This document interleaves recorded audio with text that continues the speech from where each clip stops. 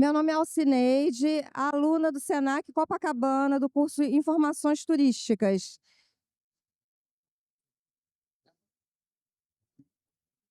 Nós temos aqui hoje a honra de estar com as senhoras Luciana Delamare, senhora Sharon Conceição e o senhor Eduardo Patachó, com o tema Cultura mais Patrimônio, Música e Identidade. Obrigada.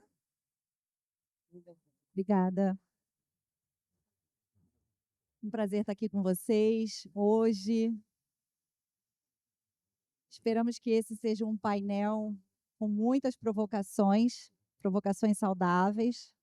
A gente está trazendo nesse painel dois empreendedores e que têm também a responsabilidade de promover outros empreendedores. E essa é a força, na verdade, do turismo que a gente precisa trazer cada vez mais para as narrativas das comunidades e territórios do nosso país. Nós somos um país onde se falam mais de 300 idiomas, cujo português é a única língua oficial. Nós precisamos aprender muito com diálogos mais provocadores, porque a nossa essência é muito diversa. E os nossos dois convidados hoje exprimem essa necessidade que nós temos de mudar as narrativas, de transformar a vida das pessoas na comunidade através do potencial que o turismo tem. Não só uma perspectiva de agradar o turista na vinda dele com um produto uniformizado, com um produto já aseptizado. Né? O que nós precisamos hoje é trazer narrativas reais, de pessoas reais que convivem em territórios diversos e onde há uma complexidade social, é um tecido social brasileiro extremamente interessante. E o visitante quer ter essa experiência cada vez mais. E a população também quer poder ser cada vez mais ela mesma. Então, hoje aqui acharam, veio da Diáspora Ponto Black, ou Diáspora Black, e o Eduardo Patachó, que veio diretamente do povoado dele para trazer a visão que eles têm de como o turismo consegue viabilizar uma transformação muito mais propositiva na questão do empreendedorismo, do fortalecimento comunitário, do fortalecimento econômico dessas comunidades. Então, eu vou pedir para a Sharon se apresentar um pouco, porque ela veio substituindo o Antônio Pita, e nós estamos muito felizes em ter aqui mais uma mulher também, compartilhando essa experiência. Uma mulher preta que está aqui provavelmente com muita vontade de trazer visões que eu não consigo imaginar. Então, eu queria muito que você falasse do seu papel na diáspora e falasse também sobre o propósito da diáspora, para começar. Acho isso bem importante. Muito obrigada, Luciana. Muito obrigada, Michele, e a todo o pessoal da BAV. Eu sou Sharon de Almeida Conceição, sou coordenadora de turismo da Diáspora Ponto Black. A Diáspora é uma startup de experiências afrocentradas. Nós estamos capilarizados com experiências afrocentradas praticamente no Brasil inteiro. Então, temos o privilégio e a beleza de conhecer empreendedores que são letrados e que conseguem mostrar de forma muito responsável e muito presente essas experiências em todo o Brasil. E cada território é único e nós contamos com uma curadoria e um atendimento de mostrar essas experiências numa plataforma. A plataforma é diaspora.black. Eu estou aqui com colegas, com a Jane e o Douglas, e também trabalhamos de forma institucional, com poder público, com NGOs, e estamos muito, muito, muito ansiosos de ver vocês fazendo perguntas e contar um pouco mais sobre esse universo e esse segmento tão poderoso que é o afroturismo. É muito interessante, Sharon, que você traz aqui como potencial de negócio. A gente traz uma visão hoje muito diferente do que talvez muitas pessoas pensaram. Qual é a necessidade que hoje você acha, você vê sendo solucionada através dessa visão que a diáspora traz para o turismo, em termos realmente de igualdade social e de posicionamento de negócios voltados para a comunidade afro, não somente do ponto de vista de uma visão que traga a cultura afro, que é a cultura brasileira, no fundo, a gente está falando sobre cultura brasileira, né? A gente, quando fala Brasil, é um país preto, nós somos um país preto. E quanto você acha que esse reconhecimento se dando através da economia, ele pode realmente mudar essa dimensão social e econômica que a gente tem no Brasil há tantos anos, né? O Brasil foi o país onde a escravidão durou mais tempo, né? E quanto que isso reverbera hoje, e quanto que você acha que pode trazer para o futuro também? É uma pergunta longa, mas eu acho que você pode ir por partes. Vamos por partes. É uma muito boa pergunta, Luciana, porque um país preto e o turismo é uma indústria gigante que mobiliza poder público, o poder privado, NGOs, transporte, é algo gigante. E o afroturismo traz oportunidades, não só para pessoas pretas, mas para pessoas que assumem um compromisso de trazer um empoderamento, de trazer valor, um olhar mais carinhoso, mais amoroso, mais belo, sobre não só sobre a própria história, mas também como mostrar essa história. E também conhecimento de território, porque a diáspora não é idêntica na Bahia, não é idêntica no Rio de Janeiro, em Santa Catarina, mas tem essas pessoas que querem contar suas próprias histórias. E você falou sobre a questão dos negócios. Dentro do turismo, eu participei ontem de uma rodada de negócios aqui, organizada pela Embratur, e as pessoas queriam algo diferente, algo autêntico, um turismo de experiência. E o afroturismo oferece isso. Oferece isso de forma muito linda. Existem profissionais muito qualificados que vêm fazendo um trabalho excelente em cada um desses territórios, fazendo essa multiplicação que o turismo traz, porque não é só o operador turístico, é o restaurante, é a pessoa que faz artesania, são todos os empreendimentos que estão ao redor desse atrativo turístico. E se são afrocentrados, é todo um sistema de multiplicação. E estamos falando de patrimônio. Se eu falo de carinho, com amor e conhecimento e empoderamento da própria história, existe toda uma valorização. Importante isso, né? E quando você fala em economia, como que a gente convida, na sua opinião, a comunidade a se entender empreendedora como um fator de mobilidade social e econômica? Como que a diáspora promove isso no dia a dia para potenciais empreendedores? Porque a gente encontra muitas vezes as pessoas que têm uma ideia, né, e têm a vontade de empreender, mas tem aquelas que ainda não despertaram. Como que você pode falar até para as pessoas que estão em casa, que a cultura delas importa, que a comunidade delas importa, que a forma de viver importa, especialmente nesse contexto de empreendedorismo e de ativação cultural e turística? Bom, indo do geral para o particular, a população preta muitas vezes é empreendedora de forma compulsória. Isso é uma coisa que acontece muito. Mas dentro do turismo, nós sempre apontamos a comunidade, porque existem muitas agrupações. Eu também ofereço a vocês conhecerem, se aproximarem mais da diáspora. Nós temos muitos programas de diversidade e inclusão. Nós trabalhamos com produtos de produção de roteiros. Nós podemos auxiliar vocês, às vezes são guias que começaram agora e precisam fazer toda uma caminhada, e algo bom é poder ter uma referência. Muitas vezes eles não tinham uma referência, não, poxa, isso só é coisa de gente branca, só branco guia, só branco faz turismo, viaja. Então, a diáspora mostra que tem pretos, tanto do lado profissional, oferecendo essas experiências, como também pretos viajando. Então, o que eu recomendo primeiramente é se aquilombar profissionalmente. Bonito. E você acha que isso trabalha também uma dimensão ainda mais profunda da autoestima?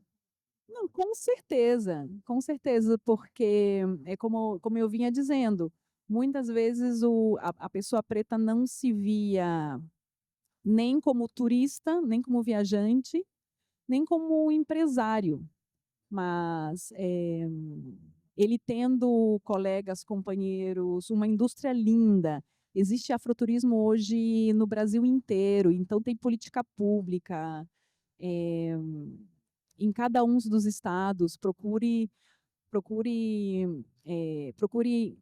a informação que a Embratur entrega de forma muito completa. Existe um mapeamento feito de empreendedores de afroturismo dentro da Embratur. E não fique sozinho, não procure as coisas sozinho. Essa sua mensagem é fundamental para quem está pensando em empreender, como você falou. Há alguns anos eu vi um estudo do Sebrae, inclusive falando sobre a vocação empreendedora do brasileiro, microempresa, pequena empresa, e eu, quando li o relatório, eu fiquei muito impressionada, porque realmente a visão que a gente tem é que é compulsório, né? Ninguém está, muitas vezes, empreendendo simplesmente porque quer, porque na trajetória alguma coisa deu errado ali, né? E essa rota acabou mudando, e aí, como nós somos muito criativos, né? A gente acaba inventando um monte de coisa interessante. Então, o empreendedorismo, muitas vezes, não é algo que vem da família ou que vem, e muitas vezes existe essa limitação de se imaginar, e isso eu acho que acontece para todo mundo, né. Então, para a comunidade afro, acredito que ainda mais, porque a gente traz marcas do passado e a gente traz, também questões de políticas públicas que precisam ser incentivadas.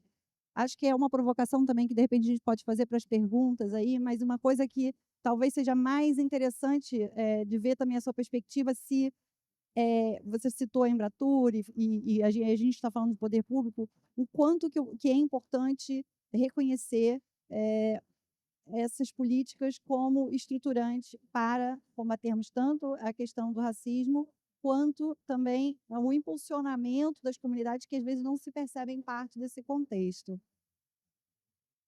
Não, com certeza. Eu posso dar um caso bem particular, que é aqui no Rio de Janeiro, a Pequena África, que a Diáspora Ponto Black está desenvolvendo junto ao BNDES e o projeto Viva Pequena África, que é um território que já é conhecido, já é visitado, mas junto ao Caso Valongos se precisava de todo esse incentivo para poder empoderar o samba, o artesanato, os restaurantes locais, e que eles podiam continuar sendo essa potência preta que eles são, e que isso seja valorizado dentro daquele contexto e dentro daquele território. Então, isso se faz com consórcio, com um olhar de técnico privado, mas também com incentivo. Tem que ter E dinheiro, né, tem que ter um tem que investimento ter ali. dinheiro. Até que você falou a questão de negócios. Tem que ser sustentável para todo mundo.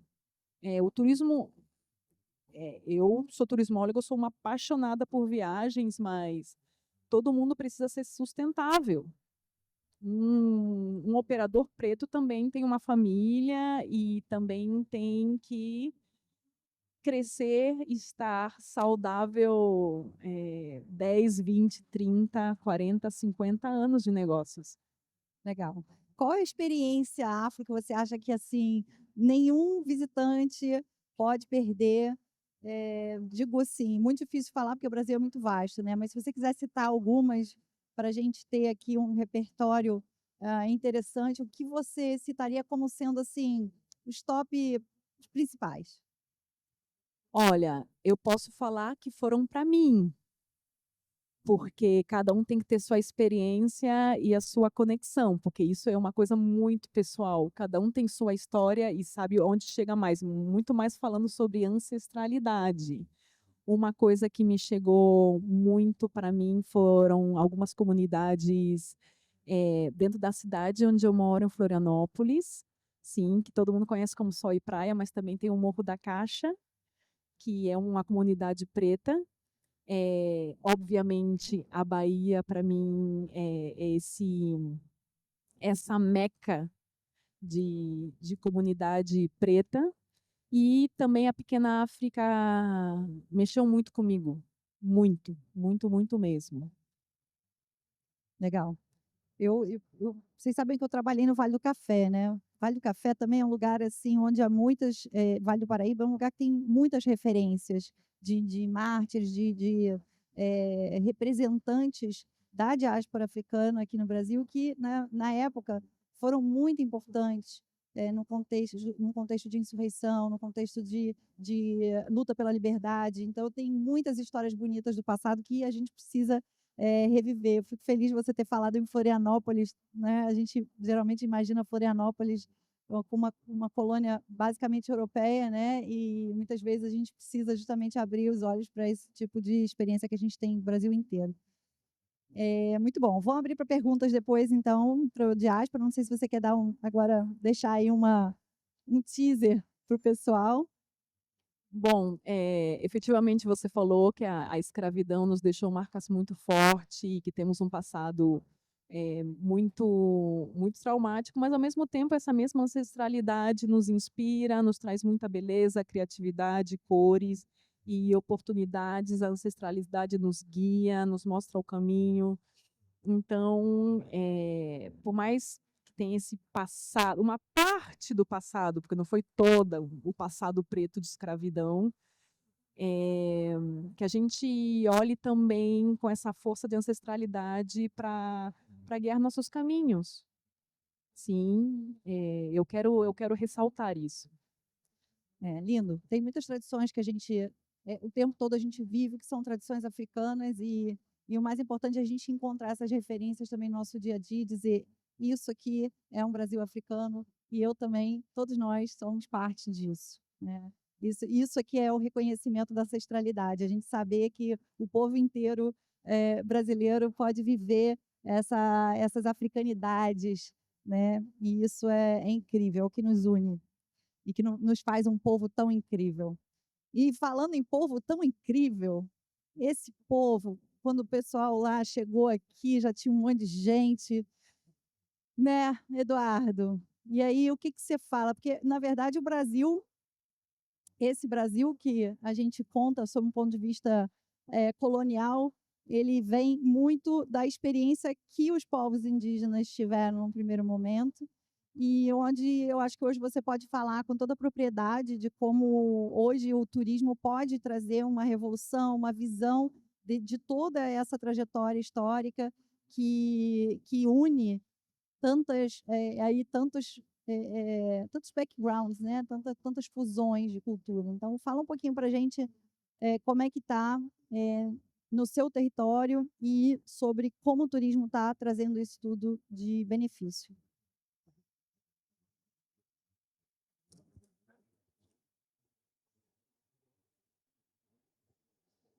Brasil, que vive alegre e muito valoroso. Brasil, que vive alegre para enfrentar. Com nossas almas já estão seguras. E no momento mande me chamar os Pataxó para ser feliz, porque nós somos dono dessa terra. Ó pátria amada, quando canta o seu hino, os Pataxó compreendem o seu destino. Ó pátria amada, quando canta o seu hino, os Pataxó compreendem o seu destino. Canã, Pataxi, Petoim, Bai chute na rampo caiaré. Anam petoim purru anam petoim aquam. Anam petoim sarajai chubiaré. Cabiche siratã. Cabiche siratã. Cabiche siratã. Jau impa po imp maior. Capertou cutume a mano rampataxó pataxi tei tibá. Pataxi, Rio do Caí. Meu nome é Eduardo Pataxó, nome indígena Mano Ram Pataxó.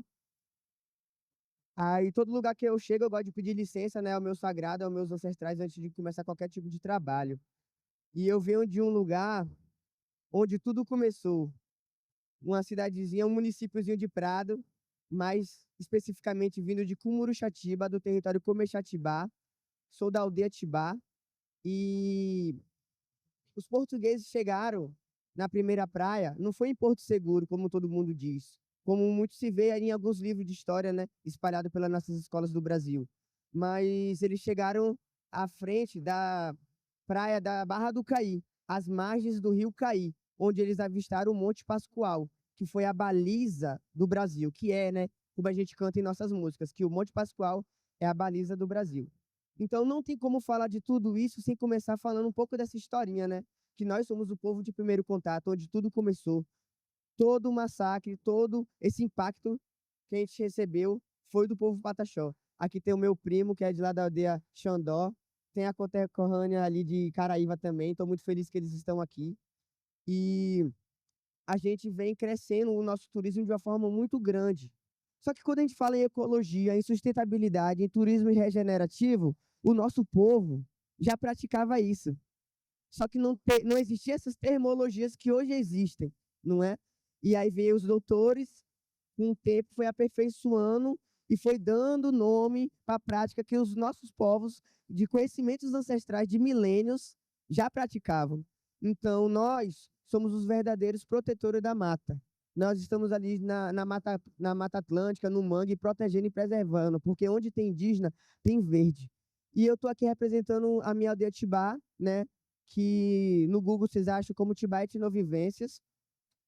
E aí a gente começou a praticar, começou a abrir a nossa casa para receber visitantes, porque a minha bisavó, Zabelei Pataxó, ela foi uma grande guerreira, uma grande mestra, que já se ancestralizou. Quando eu perdi a minha bisavó, eu tinha 9 para 10 anos. Só que ela é uma mulher que representa um símbolo de luta, força e resistência para todo o nosso povo. E ela que buscou a primeira escola para dentro do território Comexatibá. Então, ela recebe essa homenagem também com o nome das escolas, é o nome dela, né? Escola que a gente chama Isabelê.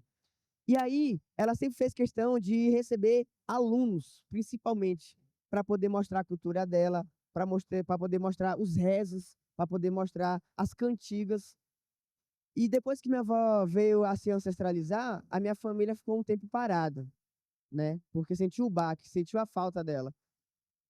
Depois de uns 5 anos, eu participei de um curso de turismo mais sustentável, junto com a CI Brasil, com a WWF, onde eu tive a oportunidade de me especializar mais no assunto e de saber valorizar aquilo que a gente fazia ali no nosso cotidiano. Então, quando a gente recebeu esse curso e começou a receber a galera, a gente viu o tanto que todo mundo que está aqui, ó, o tanto que vocês que estão aqui assistindo essa palestra agora, precisa de cuidado. Quanto de tempo do dia de hoje vocês tirou para cuidar de vocês mesmos? Para poder respirar, para poder se abraçar, sabe? Porque às vezes a gente cuida tanto de outras pessoas e acaba esquecendo de cuidar de nós mesmos. Então, lá dentro das nossas vivências, a gente une os conhecimentos ancestrais com cuidado contemporâneo que a gente precisa, seja de forma de terapia, seja em um banho de ervas, seja em uma defumação, ou seja numa roda de auê, né? Que um pouco desse canto que eu trouxe aqui é um pouco do que a gente canta lá também. E aí eu enxergo o turismo regenerativo não só como uma coisa de captar recurso, de movimentar a comunidade, mas como uma ferramenta de luta também. porque a gente está dentro do território comércio Atibaia, onde é um território que ele ainda não foi demarcado. Então, se a gente começa a receber gente de todo canto do Brasil e do mundo, como a gente já recebe, a gente começa a plantar a sementinha na cabeça dessas pessoas a verdadeira história do povo local de primeiro contato. Não aquelas que muitas vezes são inventadas fake news em televisões, em jornais, mas não. Quando a pessoa entra lá, ela entra e sai com outra visão sobre o nosso povo. Então, o que a gente trabalha dentro dessas vivências é o cuidado, é o amor, é o carinho pela mãe natureza, pela fauna, pela flora, porque para nós indígenas, muito mais vale uma mata em pé, sendo preservada, e a gente tendo o prazer de escutar um canto de um pássaro, de ver um bicho diferente, do que ver a mata tombada, porque para isso, para a gente não vale de nada. A gente usa um cocá na cabeça, é para mostrar para o povo que a gente é o equilíbrio, porque nunca nos faltou. A gente que cuida das nossas nascentes. Então, tudo isso, o turismo regenerativo sendo co-criado junto com a comunidade, junto com as pessoas que vão visitar, é o turismo que eu acredito. É o turismo de base comunitária. É o turismo que ele agrega nas nossas vidas. Porque, por exemplo, é muito fácil. Uma agência de turismo, que eu sei que aqui tem muitas, chega lá na região de Prado, que tem as praias mais bonitas do Brasil, modéstia à parte, e leva ele ali para conhecer a Barra do Caí, que é a primeira praia, que leva ele ali para conhecer o Moreira, em Baçoaba.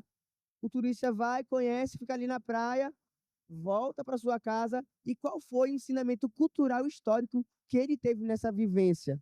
Nada. Então, o que eu estou buscando é a divulgação desse turismo histórico e cultural e rico. Não vai ter a parte que a gente vai conhecer nossas matas, nosso mar, tem as bancadas de corais, tem a visitação de baleia, tudo isso vai ser incluso. Mas a parte histórica desse país, a gente tem que começar a botar em painéis como esse. A gente tem que botar em revistas grandes, a gente tem que colocar a todo momento em televisão, porque o povo brasileiro não conhece a sua verdadeira história. Então, eu acredito que um povo que não conhece sua própria história é como se fosse um tronco caído, um vazio. E dessa forma, a gente vem trabalhando dentro da Aldeia Tibá para poder incentivar outras iniciativas como a nossa, né? Se precisar de ajuda, a gente está ali, porque a gente acredita, assim, na força e no poder da união. E porque quando a gente caminha junto, a gente chega em lugares que a gente nunca pensou que chegaria. Mas se a gente acaba ficando distante, a caminhada é muito mais difícil. Então, nós, povos indígenas, a gente tem esse cuidado, tem esse amor e tem esse zelo. E hoje eu estou aqui para dizer tudo isso, né? Que a gente tem que demarcar esses espaços onde eu estou inserido aqui nesse momento, levando a voz da minha comunidade e do meu povo. E não só o povo pataxó, mas o povo indígena do Brasil inteiro. Porque, como você falou, são mais de 300 idiomas. Será que metade dessa galera sabe disso? Será que metade dessa galera aqui sabe que a língua que eu usei no começo foi o Pachorrã, que é a língua tradicional do meu povo pataxó? Então, tudo isso é uma forma de a gente conscientizar a nossa população brasileira e quem vem de fora do Brasil, e a forma também de a gente mostrar para o povo que a gente precisa combater o aquecimento global, né? A COP está chegando aí, então a gente precisa de representantes assim para estar levando esse recado para esses espaços. Porque o que adianta a gente chegar nessa COP aí e não ter representantes que vão falar da história sagrada do povo brasileiro originário, né? Porque nós, quem sabe proteger a mata, porque, como eu disse, onde tem indígena tem verde. Se vocês forem na minha região, vocês vão ver o tanto que a especulação imobiliária está tomando conta. E se não for os nossos líderes, se não for as nossas crianças, botando a sua cara e seu peito na frente para defender um território sagrado, aquilo vai se acabar. Então, e tudo isso que eu estou falando e contando para vocês de vivência vai ser extinto. Então, a nossa luta junto do turismo é trazer esse resgate, de repassar esse conhecimento adiante para não deixar só com nós e valorizar o nosso povo e a nossa história. Perfeito. Perfeito. E a gente está falando, na verdade, de uma mudança de percepção aqui, porque se a gente, pensando aí, como se vendia o turismo antes da gente começar a falar em design regenerativo, em integração da comunidade, da cultura, o que a gente está falando aqui é de mudar a venda em si do produto também, porque a gente hoje não se contenta em pegar um catálogo, olhar para uma praia e imaginar que ali naquela praia ou ali naquele território existem comunidades que cuidam justamente delas. E é impossível hoje a gente imaginar, e muitos estudiosos do marketing foram falando ao longo dos anos, que é fundamental ter pessoas nas fotos, né? Eu não sei exatamente o percentual, mas é como se 40% ou mais de vendas pudessem acontecer quando você tem uma foto com pessoas. Então, o ser humano precisa dessa relação de identidade, né? E o que é mais importante do que chegar num lugar bonito? É chegar num lugar bonito, ou chegar num lugar bem cuidado, ou chegar num lugar preservado, chegar num lugar que conhece, que é conhecido, mas também saber que aquela população tem uma autoconsciência, tem uma presença, tem uma cultura vibrante e que isso se dá através dessa interação, através dessa possibilidade da gente. E o regenerativo, uma coisa que eu falo muito, é justamente a capacidade que o regenerativo tem de transformar a vida da pessoa, ou seja, ela chega no lugar de um jeito, ela sai de outro, porque ela adquire uma consciência social, né? E a vida do local. Então, eu queria fazer essa pergunta para vocês, e aí depois a gente abre para vocês também perguntarem. Eu imagino que vocês tenham muitas perguntas aqui, sobre como vocês acham que o turista está mudando a vida de vocês. Eu acho que até para o Eduardo, de repente, até faz mais sentido, né? Porque a gente está falando de uma comunidade mais fechada e tal. Mas eu queria muito saber de vocês, assim, como vocês veem essa perspectiva da transformação da comunidade quando chega o visitante. Muito boa perspectiva, Luciana, porque, por exemplo, isso que você falou sobre as pessoas. Eu posso colocar aqui foto de 3 praias lindas, em qualquer lugar do mundo. Dependendo, ninguém vai saber o que que é. São 3 praias lindas. Mas onde é que ela. O que que eu vou comer lá? Quem vai me receber? E no caso do Eduardo, será, como o Eduardo falou, será que aquela praia ou aquele ambiente está preservado porque tem uma comunidade que cuida e que se não fosse por essa comunidade, essa praia ou essa mata não estaria preservada? Então, essa questão de ter a pessoa e a comunidade é o que faz que essas 3 praias sejam totalmente diferentes. E são essas histórias de cuidado, essas histórias de território, que dão esse diferencial. Que vão fazer, não, eu vou para um lugar, vou tirar uma foto na praia, não quero ver mais nada, não quero ver gente. Eu falei, não, tem uma cultura aqui, tem uma riqueza e tem uns intérpretes desse espaço.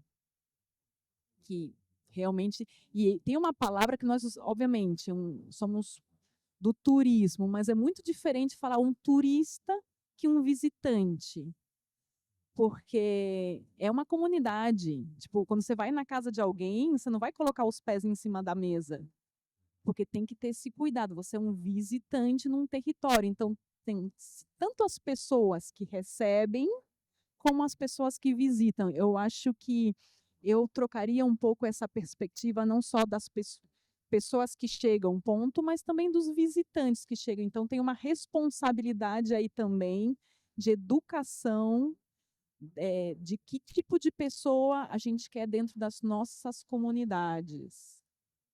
É uma escolha da comunidade receber. Com certeza. A gente precisa tratar, né, de forma bem respeitosa. Será que a comunidade quer receber? E lá, principalmente, a gente vem, eu acredito assim, enquanto comunidade, o nosso povo, ele vem tomando proporção do tanto que a nossa cultura é rica. Porque às vezes a gente está vivendo aquilo ali tão forte, mas é tão natural que você não percebe o tanto que isso é rico. Por exemplo, a produção de farinha.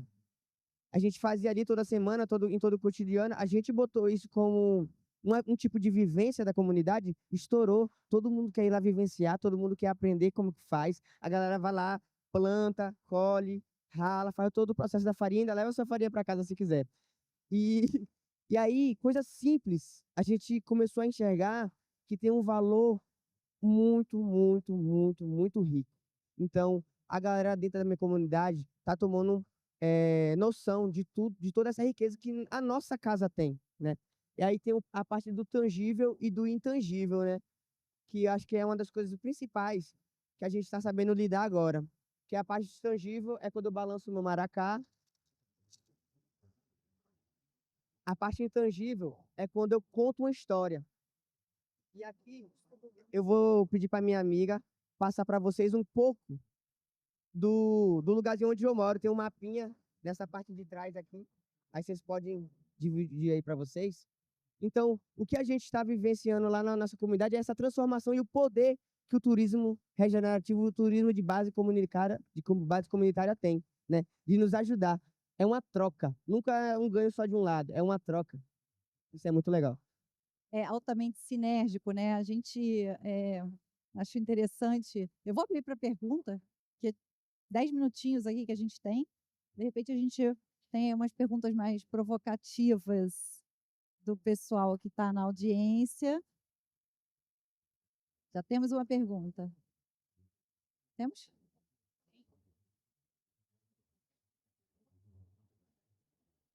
Alguém aqui? Não? Bom, eu também tenho.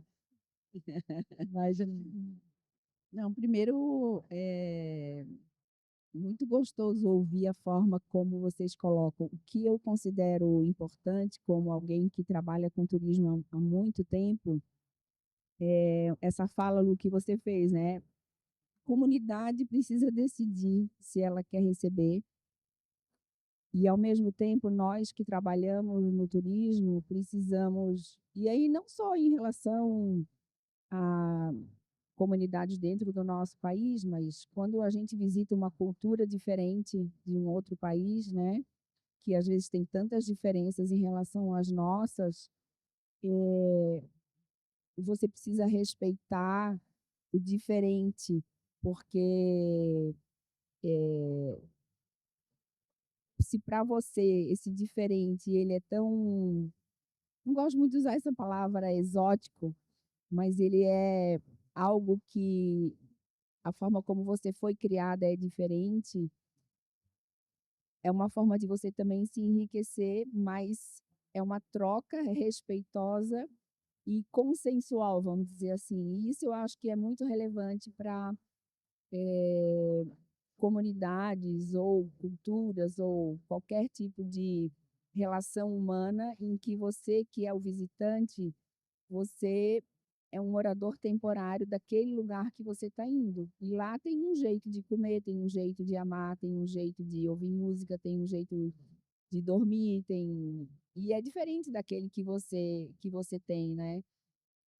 E isso é uma coisa que o turismo precisa ainda trabalhar muito. No caso, nós que estamos aqui, que convidamos as pessoas, né, para visitar alguém que a gente nem sabe se a porta da casa está aberta, né? Então, eu queria reforçar um pouco mais esse aspecto, né?